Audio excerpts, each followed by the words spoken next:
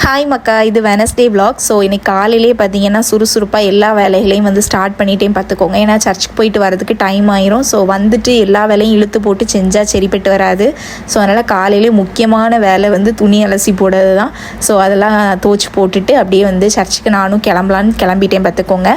So அதுக்கு முன்னாடி வந்து நான் சொல்லியிருந்த மாதிரி ஏசாயா ஃபுல்லாகவே நான் வந்து கம்ப்ளீட் பண்ணி முடிச்சிட்டேன் பைபிள் ரீடிங் ஜேர்னியில். இப்போ பார்த்தீங்கன்னா நான் ஸ்டார்ட் பண்ண போகிறது வந்து மத்தேயு அண்ட் மார்க்கு தான் வந்து படிக்கலாம் அப்படின்னு சொல்லிட்டு நினச்சிருக்கேன் பார்த்துக்கோங்க. பின்ன என்ன அப்படின்னா மத்தேயு வந்து படிக்க ஆரம்பிங்க அப்படின்னு சொல்லிட்டு நிறைய பேர் எனக்கு கமெண்ட் செக்ஷனில் ரிப்பீட்டடாக சொல்லிகிட்டே இருந்தீங்க. இப்போ நான் வந்து படிக்க ஆரம்பித்ததுக்கப்புறம் தான் எனக்கு புரியுது பார்த்துக்கோங்க. உண்மையாகவே வந்து மத்தேயுலேருந்து ஸ்டார்ட் பண்ணும்போது தான் ஜீசஸ் பற்றின ஒரு இன்டெப்த்தான ஒரு அண்டர்ஸ்டாண்டிங் வந்து கிடைக்கிது பார்த்துக்கோங்க. மத்தேயுவில் பார்த்தீங்கன்னா நான் இப்போ வந்து 10 அதிகாரம் வந்து கம்ப்ளீட் பண்ணியிருக்கேன். ரொம்ப வந்து ஃபுல்ஃபில்லிங்காக இருக்கிற மாதிரி இருக்குது சீரியஸாக. ஆனால் நிறைய பேர் வந்து எனக்கு கமெண்ட் செக்ஷனில் ரிப்பீட்டடாக சொல்லிகிட்டே இருந்தீங்க, உங்களோட பைபிள் ரீடிங் ஜேர்னியில் ஃபஸ்ட்டு நீங்கள் மத்தேயுலேருந்து ஸ்டார்ட் பண்ணுங்கள், அப்போ தான் உங்களுக்கு வந்து ஜீசஸ் பற்றி வந்து நல்ல ஒரு அண்டர்ஸ்டாண்டிங் கிடைக்கும் அப்படின்ட்டு. அது இப்போ தான் எனக்கு புரியுது. ரொம்ப வருஷத்துக்கு முன்னாடியே பார்த்தீங்கன்னா நான் வந்து மத்தேயு படிச்சிருக்கேன் பார்த்துக்கோங்க. ஆனால் இவ்வளோத்துக்கு வந்து அண்டர்ஸ்டாண்ட் பண்ணி நான் படிக்கல, சும்மா படிக்கணுமே அப்படின்னு சொல்லிட்டு படிச்சிருந்தேன். ஆனால் இப்போ வந்து ஒவ்வொரு வார்த்தைகளும் வந்து ரொம்ப மனசில் வந்து ரெஜிஸ்டர் பண்ணி வந்து படிக்கிற மாதிரி இருக்குது ஒவ்வொரு வசனங்களையும். ஸோ அதனால கொஞ்சம் நல்லா டிஃப்ரெண்ட்டாக ஃபீல் ஆகுது. ஸோ மத்தேயுவில் எனக்கு நிறைய வேர்சஸ் வந்து ரொம்ப கனெக்ட் ஆச்சு பார்த்துக்கோங்க.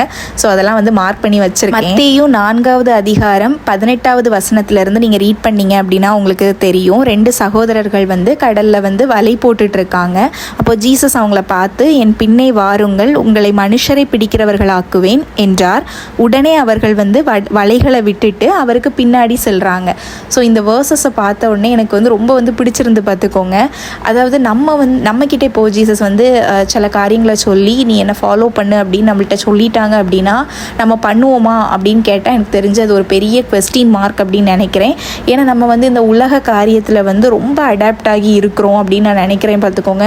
சோஷியல் மீடியாஸாக இருக்கும், அதாவது நமக்குன்னு ஒரு கம்ஃபர்ட் ஜோனை நம்ம வந்து உருவாக்கி வச்சுருக்கோம்.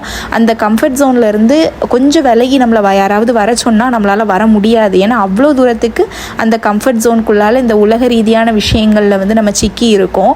ஆனால் ஜீசஸ் சொன்னதுமே வந்து இந்த 2 சகோதரர்களும் வந்து ஏன் கூட குவெஸ்டின் பண்ணலை, உடனே வந்து பின்னாடி போகிறாங்க அப்படிங்கிறது தான் வந்து டிஃப்ரென்ஸ் நமக்கும் அவங்களுக்கும் இருக்கிறது.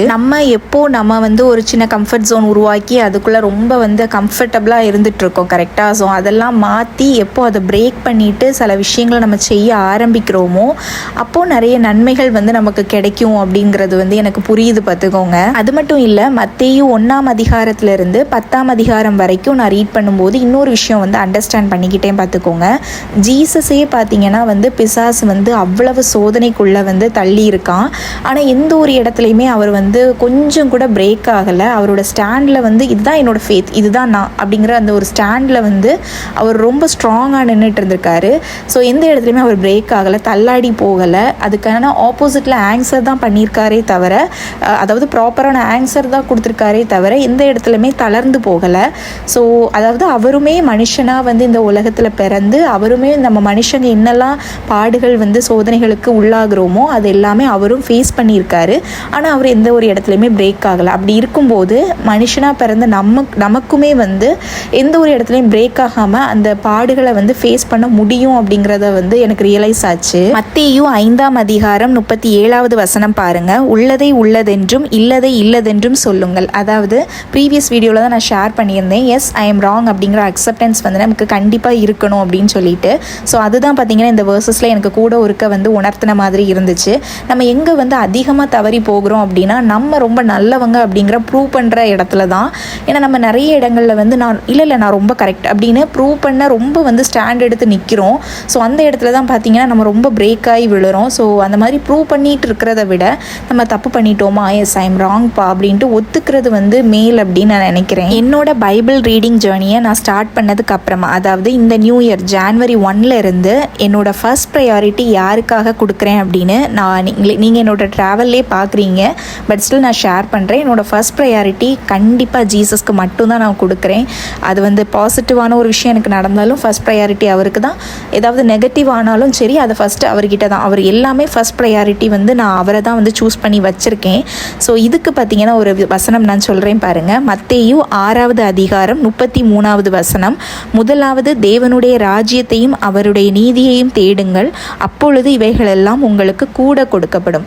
அதாவது நம்மளோட ஃபர்ஸ்ட் ப்ரையாரிட்டி கண்டிப்பாக வந்து காடாக தான் இருக்கணும் அப்படிங்கிறத இந்த வேர்சஸ் மூலமாக இன்னும் ரொம்பவே ரெஜிஸ்டர் ஆகுது. காலையில் சர்ச்சுக்கு கிளம்ப நேரமே பார்த்தீங்கன்னா எங்கள் அம்மா என்கிட்ட சொன்னாங்க, வர நேரம் கொஞ்சம் போய் மீன் கடையில் போய் மீன் வாங்கிட்டு வந்துரு, கறிக்கு ஒன்றுமே இல்லை ரம்யாலே அப்படின்னு.